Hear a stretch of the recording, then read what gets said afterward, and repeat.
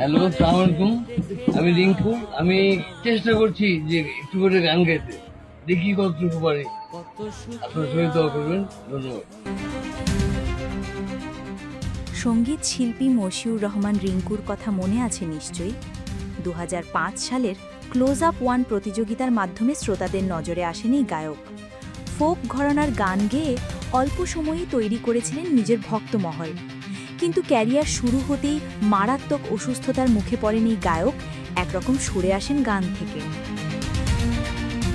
শোনা যায় এই গায়ক 4 বার স্ট্রোক করেছিলেন। 2020 সালেই স্ট্রোক করেছিলেন 2 বার।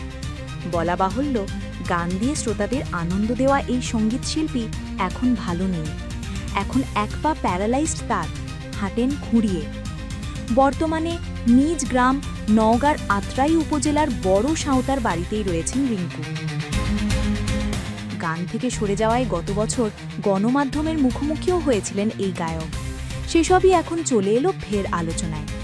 রিঙ্কু তার শারীরিক অবস্থা প্রসঙ্গে জানিয়েছিলেন, রোগের সঙ্গে নিত্যদিন যুদ্ধ করছেন। স্ট্রোক হওয়াতে কথায়ও চলে আসে কিছুটা জড়তা। এদিকে গত শনিবার নওগাঁ শহরের মুক্তির মোড়ে অনুষ্ঠিত মিউজিক ফেস্টিভ্যাল এবং বিজয় উৎসবে দেখা মেলে রিঙ্কুর। অসুস্থ অবস্থায় তার গায়কী শুনে ভেঙে পড়েন তার অনেক ভক্তরাই। সেই মুহূর্তের ভিডিও সামাজিক মাধ্যমে ভাইরাল। সেই ভিডিওর ক্যাপশনে একজন লিখেছেন, চেষ্টা, কষ্ট, আবেগ, উৎসাহ, অনুপ্রেরণা, অনুনোদ ও ভালোবাসার আরেক নাম মশিউর রহমান রিঙ্কু। সে খুব অসুস্থ, তারপরও রিঙ্কুর প্রতি দর্শক শ্রোতাদের যে ভালোবাসা আছে তা প্রমাণ হলো। সেখানে ভক্তদের মন্তব্য এমন, আমরা তার জন্য দোয়া করি, সুস্থতা কামনা করি।